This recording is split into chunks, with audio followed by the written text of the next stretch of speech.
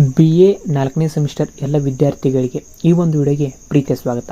ಇವತ್ತಿನ ಒಂದು ವಿಡಿಯೋದಲ್ಲಿ ನಾವು ಬ್ಯಾಚುಲರ್ ಆಫ್ ಆರ್ಟ್ಸ್ ಕೋರ್ಸ್ಗೆ ಸಂಬಂಧಿಸಿದಂತಹ ಪೊಲಿಟಿಕಲ್ ಸೈನ್ಸ್ ಅಂದರೆ ರಾಜ್ಯಶಾಸ್ತ್ರ ವಿಭಾಗದ DSC 7ರ NEP syllabus new education policy ಅಥವಾ ನ್ಯೂ ನ್ಯಾಷನಲ್ ಎಜುಕೇಷನ್ ಪಾಲಿಸಿ ವಿಷಯಕ್ಕೆ ಅಂದರೆ ಆ ನಿಟ್ಟಿನಲ್ಲಿ ಸಿಲೆಬಸನ್ನು ಕವರ್ ಮಾಡುವಂಥ ಪ್ರಯತ್ನದಲ್ಲಿ ಪೊಲಿಟಿಕಲ್ ಸೈನ್ಸ್ DSC 7ರ ಅಧ್ಯಾಯವಾದಂತಹ ಅಧ್ಯಾಯ 3 ಭಾರತೀಯ ಸಂಸ್ಕೃತಿ ಇಂಡಿಯನ್ ಕಲ್ಚರ್ ಈ ಒಂದು ಅಧ್ಯಾಯದ ಕುರಿತು ಪರೀಕ್ಷೆಯಲ್ಲಿ ಕೇಳುವಂತಹ 5 ಅಂಕದ ಮತ್ತು 10 ಅಂಕದ ಪ್ರಶ್ನೆಯೋತ್ತರಗಳನ್ನು ಸ್ವವಿವರವಾಗಿ ಸಂಪೂರ್ಣವಾಗಿ ನಿಮಗೆ ಅರ್ಥವಾಗುವಂಥ ರೀತಿಯಲ್ಲಿ ಡಿಸ್ಕಷನ್ ಮಾಡುವ ಪ್ರಯತ್ನವನ್ನು ಮಾಡ್ತಿದ್ವಿ. ಈಗಾಗಲೇ DSC 7ರ ಇದರ ಹಿಂದಿನ 2 ಅಧ್ಯಾಯಗಳನ್ನ ಸಂಪೂರ್ಣವಾಗಿ ಭಾಗವಾಗಿ ಡಿಸ್ಕಷನ್ ಮಾಡಿದ್ದು. ಆ ವಿಡಿಯೋಗಳ ಲಿಂಕನ್ನು ತೆಗೆದು ಡಿಸ್ಕ್ರಿಪ್ಷನ್ ಬಾಕ್ಸಲ್ಲಿ ಕೊಟ್ಟಿರ್ತೀನಿ. ಇದೇ ರೀತಿಯ ಕನ್ನಡ ವಿಷಯದ ಮತ್ತು ಇಂಗ್ಲೀಷ್ ವಿಷಯದ ಎಲ್ಲ ಅಭ್ಯಾಸದ ಪ್ರಶ್ನೋತ್ತರಗಳ ಚಾನಲಲ್ಲಿ ಸಿಗುತ್ತೆ ಅಂತ ಹೇಳ್ತಾ, ಒಟ್ಟಾರೆ ಡಿಗ್ರಿ ವಿಡಿಯೋಗಳ ಅಪ್ಡೇಟನ್ನು ಪಡೆಯಲು ತಪ್ಪದೆ ಚಾನಲ್ಗೆ ಸಬ್ಸ್ಕ್ರೈಬ್ ಆಗಿ ಅಂತ ಹೇಳ್ತಾ ಇವತ್ತಿನ ಕ್ಲಾಸ್ನ ಸ್ಟಾರ್ಟ್ ಮಾಡೋಣ ಬನ್ನಿ.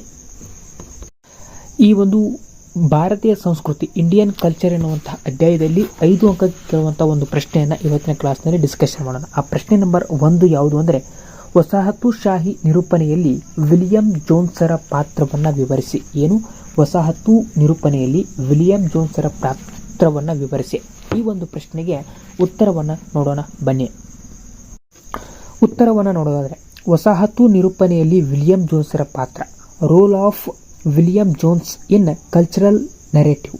ಇದರ ಬಗ್ಗೆ ನೋಡೋದಾದರೆ, ಬ್ರಿಟಿಷ್ ವಸಾಹತು ಕಾಲದಲ್ಲಿ ಎಡಾಲಜಿ ಎಂಬ ಪರಿಕಲ್ಪನೆ ಉಗಮಗೊಂಡಿತು. ಭಾರತೀಯ ಸಂಸ್ಕೃತಿಯ ಅಧ್ಯಯನ ನಡೆಸುವುದೇ ಅವರ ದೃಷ್ಟಿಯಲ್ಲಿ ಎಡಾಲಜಿ ಅನಿಸಿತ್ತು. ಏನು? ಭಾರತೀಯ ಸಂಸ್ಕೃತಿಯನ್ನು ಅಧ್ಯಯನ ಮಾಡುವುದೇ ಅವರ ಹೆಸರಿನಲ್ಲಿ, ಅವರ ಭಾಷೆಯಲ್ಲಿ ಏನಂತ ಕರಿತಿದ್ರು? ಎಡಾಲಜಿ ಅಂತ ಕರಿತಿದ್ರು. ವಿವಿಧ ರಂಗಗಳ ಜ್ಞಾನಕ್ಕೆ ಅಂದರೆ ಭಾರತೀಯ ಮೂಲದ ಇತಿಹಾಸ, ತತ್ವಶಾಸ್ತ್ರ, ಸಾಹಿತ್ಯ, ಭಾಷಾಶಾಸ್ತ್ರದಂತಹ ಅಧ್ಯಯನವನ್ನು ಎಡಾಲಜಿ ಪ್ರತಿನಿಧಿಸುತ್ತಿತ್ತು. 18ನೇ ಶತಮಾನದಲ್ಲಿ ಮುನ್ನೆಲೆಗೆ ಬಂದ ಎಡಾಲಜಿಯ ಬೆಳಕಿನಲ್ಲಿ ಅನೇಕ ಬ್ರಿಟಿಷ್ ಮತ್ತು ಜರ್ಮನ್ ಇತಿಹಾಸಕಾರರು ಭಾರತೀಯ ಸಂಸ್ಕೃತವನ್ನು ಅಧ್ಯಯನ ಮಾಡಲು ಪ್ರಯತ್ನಿಸಿದರು. ಈ ನಿಟ್ಟಿನಲ್ಲಿ ಪ್ರಮುಖರಾದವರೆಂದರೆ ಅವರೇ ಸರ್ ವಿಲಿಯಂ ಜೋನ್ಸ್.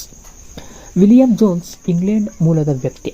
1783ರಲ್ಲಿ ಬಂಗಾಳದ ಸರ್ವೋಚ್ಚ ನ್ಯಾಯಾಲಯದ ನ್ಯಾಯಾಧೀಶರಾಗಿ ನೇಮಕಗೊಂಡ ಭಾರತಕ್ಕೆ ಬಂದ 5-6 ವರ್ಷಗಳವರೆಗೆ ನ್ಯಾಯಾಧೀಶರಾಗಿ ಕಾರ್ಯಾಚರಿಸಲು ಭಾರತಕ್ಕೆ ಬಂದಿದ್ದ ಜೋನ್ಸನ್ ತಮ್ಮ ಜೀವಿತಾವಧಿಯನ್ನು ಬಂಗಾಳದಲ್ಲಿಯೇ ಕಳೆಯಬೇಕಾಯಿತು. ನ್ಯಾಯಾಧೀಶ ವೃತ್ತಿಯ ಜೊತೆಗೆ ಪ್ರಾಚೀನ ಭಾರತದ ಅಧ್ಯಯನದಲ್ಲಿ ಆಸಕ್ತಿ ಬೆಳೆಸಿಕೊಂಡ ಜೋನ್ಸನ್ ಸಂಸ್ಕೃತ ಭಾಷೆಯನ್ನು ಕಲಿತುಕೊಂಡರು. ಈ ಮೂಲಕ ವಸಾಹತುಶಾಹಿ ನಿರೂಪಕರಾಗಿ ಬೆಳೆಯಲಾರಂಭಿಸಿದರು. ಭಾರತೀಯ ಸಂಸ್ಕೃತಿ ಕುರಿತಂತೆ ವಿಲಿಯಂ ಜೋನ್ಸ್ ವಸಾಹತುಶಾಹಿ ನಿರೂಪಣೆಯ ಭಾಗವಾಗಿ ಹಲವು ಕಾಣಿಕೆ ನೀಡಿದ್ದು, ಅವುಗಳಲ್ಲಿ ಪ್ರಧಾನವಾದವುಗಳನ್ನ ಈ ಮುಂದೆ ನೋಡುತ್ತಾ ಹೋಗೋಣ ಬನ್ನಿ. ಅದರಲ್ಲಿ ಒಂದನೇದಾಗಿ ಬರುವುದೇ ಫಸ್ಟ್ ಒನ್, ಏಷಿಯಾಟಿಕ್ ಸೊಸೈಟಿ ಸ್ಥಾಪನೆ. ವಿಲಿಯಂ ಜೋನ್ಸ್ 1784ರಲ್ಲಿ ಏಷಿಯಾಟಿಕ್ ಸೊಸೈಟಿ ಎಂಬ ಸಂಸ್ಥೆಯನ್ನು ಕಲ್ಕತ್ತಾದಲ್ಲಿ ಸ್ಥಾಪಿಸಿದರು. ಏಷ್ಯಾದ ಭೌಗೋಳಿಕ ವ್ಯಾಪ್ತಿಗೆ ಸೀಮಿತವಾದಂತೆ ಮಾನವ ಮತ್ತು ನಿಸರ್ಗ ಸೇರಿದಂತೆ ಉಳಿದೆಲ್ಲ ಅಂಶವನ್ನು ಅಧ್ಯಯನ ಮಾಡುವುದೇ ಇದರ ಗುರಿಯಾಗಿತ್ತು. ಅಲ್ಪಾವಧಿಯಲ್ಲಿಯೇ ತನ್ನ ಕಾರ್ಯವ್ಯಾಪ್ತಿಯನ್ನು ಹಸ್ತಪ್ರತಿಗಳ ಸಂಗ್ರಹ, ಗ್ರಂಥಾಲಯಗಳ ಸ್ಥಾಪನೆ, ವಸ್ತು ಸಂಗ್ರಹಾಲಯದ ಆರಂಭ ಮುಂತಾದ ಕ್ಷೇತ್ರಗಳಿಗೆ ವಿಸ್ತರಿಸಿದ. ಸೊಸೈಟಿಯ ಭಾರತೀಯ ಸಾಂಸ್ಕೃತಿಕ ಅಧ್ಯಯನಕ್ಕೆ ಆಸ್ಪದ ಒದಗಿಸಿತು. ಇನ್ನು ಎರಡನೇದಾಗಿ ಬರುವುದು ವಿವಿಧ ಗ್ರಂಥಗಳ ತರ್ಜಿಮೆ. ವಿಲಿಯಂ ಜೋನ್ಸ್ ಭಾರತದ ಸಂಸ್ಕೃತ ಭಾಷೆಯ ಹಲವು ಕೃತಿಗಳನ್ನು ಆಂಗ್ಲ ಭಾಷೆಗೆ ತರ್ಜುಮೆಗೊಳಿಸಲು ಶ್ರಮಿಸಿದರು. ಕಾಳಿದಾಸನ ಅಭಿಜ್ಞಾನ ಶಾಕುಂತಲ, ವಿಷ್ಣು ಶರ್ಮನ ಗೀತೋಪದೇಶ, ಜಯದೇವನ ಗೀತ ಗೋವಿಂದ ಕೃತಿಗಳನ್ನು ಜೋನ್ಸ್ ತರ್ಜುಮೆಗೊಳಿಸಿದರು.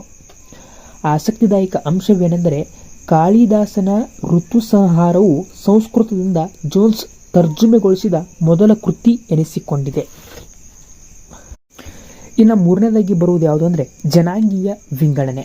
ಜೋನ್ಸನ್ನರು ಭಾರತದಲ್ಲಿ ಆರ್ಯನ್ನರ ಆಗಮನವನ್ನು ಆಧರಿಸಿ ಜನಾಂಗೀಯ ವಿಂಗಡಣೆಯನ್ನು ಮುಂದಾಗಿದ್ದಾರೆ.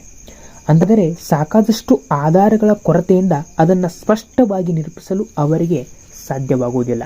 ಇನ್ನು ನಾಲ್ಕನೇದಾಗಿ ಬರುವುದು ಯಾವುದು ಅಂದರೆ ವಿವಿಧ ರೂಪಣೆಗಳಲ್ಲಿ ಮೊದಲಿಗ.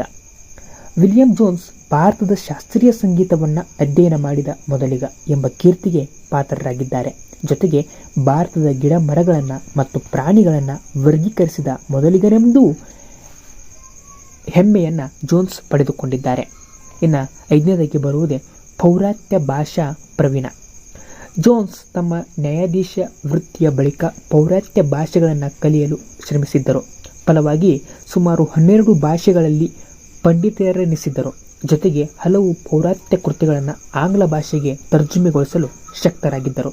ಇದರೊಡನೆ ಭಾರತ ಮತ್ತು ಯುರೋಪಿಯನ್ ಭಾಷಾ ಸಂಬಂಧವನ್ನು ಕುರಿತಂತೆಯೂ ಬೆಳಕು ಚೆಲ್ಲಿದ್ದರು ಎಂಬುದು ಇಷ್ಟು ಅವರ ವಸಾಹತು ನಿರೂಪಣೆಯ ವಿಲಿಯಂ ಜೋನ್ಸರ ಒಂದು ಪಾತ್ರವನ್ನು ಸ್ವವಿವರವಾಗಿ 5 ಪಾಯಿಂಟ್ಸ್ಗಳ ಮೂಲಕವಾಗಿ ನಾವು ಡಿಸ್ಕಷನ್ ಮಾಡಿದ್ದೀವಿ ಅಂತ ಹೇಳ್ತಾ ಈ ಒಂದು ಪ್ರಶ್ನೆಗೆ ಉತ್ತರವಾಗಿದೆ ಅಂತ ಹೇಳ್ಬೋದು.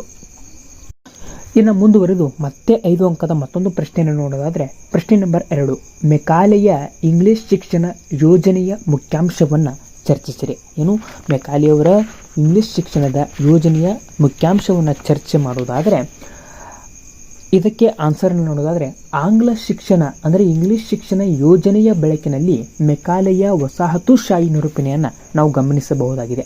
ಹಾಗಾದರೆ ಈ ಮುಂದೆ ಇಂಗ್ಲಿಷ್ ಶಿಕ್ಷಣದ ಪ್ರಧಾನ ಲಕ್ಷಣಗಳನ್ನು ಮೆಕಾಲೆಯವರ ಲಕ್ಷಣಗಳನ್ನು ನೋಡೋದಾದರೆ ಲಕ್ಷಣ 1, ಪೌರಾತ್ಯ ಕಲೆ ಮತ್ತು ವಿಜ್ಞಾನಗಳ ಬದಲು ಪಾಶ್ಚಿಮಾತ್ಯ ಕಲೆ ಮತ್ತು ವಿಜ್ಞಾನಕ್ಕೆ ಪ್ರೋತ್ಸಾಹ. ಏನು ಈ ಕ್ರಮದಿಂದ ಭಾರತೀಯ ಪಾಶ್ಚಿಮಾತ್ಯ ಅಂಶಗಳನ್ನು ಮೈಗೂಡಿಸಿಕೊಂಡ ವಸಾಹತು ನಿರ್ವಹಣೆ ಸುಲಭಗೊಳಿಸಲು ಶ್ರಮಿಸುವುದು.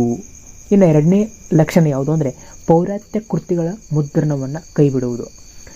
ಈ ಕ್ರಮದಿಂದ ವೇಗವಾಗಿ ಆಂಗ್ಲ ಸಾಹಿತ್ಯವನ್ನು ಹರಡಲು ಪ್ರಯತ್ನಿಸಿ ಪೌರಾತ್ಯ ಮೂಲಾಂಶಗಳನ್ನು ನಿಯಂತ್ರಿಸಲು ಪ್ರಯತ್ನಿಸುವುದು.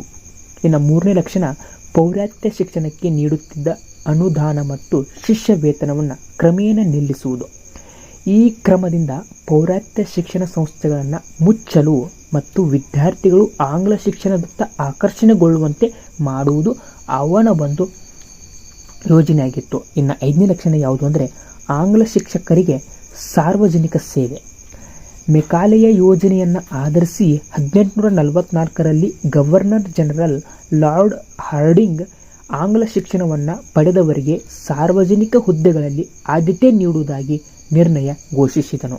ಒಟ್ಟಾರೆ ಮೆಕಾಲೆಯ ತನ್ನ ಆಂಗ್ಲ ಶಿಕ್ಷಣ ಯೋಜನೆಯ ಮೂಲಕ ಭಾರತೀಯ ಸಂಸ್ಕೃತಿಯನ್ನು ಪಾಶ್ಚಿಮಾತ್ಯ ಭಾವೈಕ್ಯಗೊಳಿಸಪಡಿಸಿದನು. ಆಂಗ್ಲ ಶಿಕ್ಷಣದ ಮೂಲಕ ಆಳುವ ಮತ್ತು ಆಳಿಸಿಕೊಳ್ಳುವವರ ನಡುವೆ ಏಕರೂಪತೆ ಮೂಡಿಸಿ ವಸಾಹತುಶಾಹಿಗಳ ನಿರಂಕುಶತೆಯಾಗಿ ಆಡಳಿತ ನಡೆಸುವಂತೆ ಮಾಡುವುದು ಆತನ ವಿಚಾರಗಳ ತಿರುಳಾಗಿತ್ತು.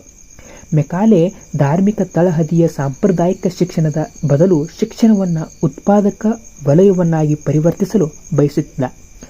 ದೇಶದ ಸಾಂಸ್ಕೃತಿಕ ಬೆನ್ನೆಲುಬಾದ ಶಿಕ್ಷಣವನ್ನು ಪ್ರಭಾವಿಸುವ ಮೂಲಕ ವಸಾಹತು ರಾಷ್ಟ್ರ ತನ್ನ ಪ್ರಾಬಲ್ಯ ಹೊಂದಲು ನೆರವಾಗುವ ವಿಚಾರಗಳು ಆತನ ವಸಾಹತುಶಾಹಿ ನಿರೂಪಣೆಯಲ್ಲಿ ವ್ಯಕ್ತವಾಗುತ್ತದೆ ಎಂಬುದು ಇಷ್ಟು ಆಂಗ್ಲ ಶಿಕ್ಷಣದ ಬಗ್ಗೆ ಮೆಕಾಲೆಯವರ ಒಂದಿಷ್ಟು ಲಕ್ಷಣಗಳನ್ನು ಪ್ರಧಾನ ಲಕ್ಷಣಗಳನ್ನು ಈ ರೀತಿಯಾಗಿದ್ದವು ಎಂಬುದು ಈ ಒಂದು ಪ್ರಶ್ನೆಗೆ ಆನ್ಸರ್ ಆಗಿತ್ತು ಅಂತ ಹೇಳ್ಬೋದು ಎಂಬುದು ಇಷ್ಟು ಈ ಒಂದು ಕ್ಲಾಸ್ನಲ್ಲಿ ಈ ಅಧ್ಯಾಯದ ಮೇಲೆ ಅಧ್ಯಾಯ 3 ಭಾರತೀಯ ಸಂಸ್ಕೃತಿ ಇಂಡಿಯನ್ ಕಲ್ಚರ್ ಮೇಲೆ 5 ಅಂಕಕ್ಕೆ ಕೇಳಬಹುದಾದಂಥ ಪರೀಕ್ಷೆಯಲ್ಲಿ ಕೇಳಬಹುದಾದಂಥ ಪ್ರಶ್ನೆಗಳಿಗೆ ಆನ್ಸರ್ ಆಗಿದ್ದು ಅಂತ ಹೇಳ್ತಾ ಇದೇ ರೀತಿ ಮತ್ತೆ ಇದೇ ಅಧ್ಯಾಯಕ್ಕೆ ಸಂಬಂಧಿಸಿದ ಮುಂದಿನ ಕ್ಲಾಸ್ನಲ್ಲಿ ಮತ್ತಷ್ಟು ಪ್ರಶ್ನೆಗಳನ್ನು ಚರ್ಚೆ ಮಾಡೋಣ.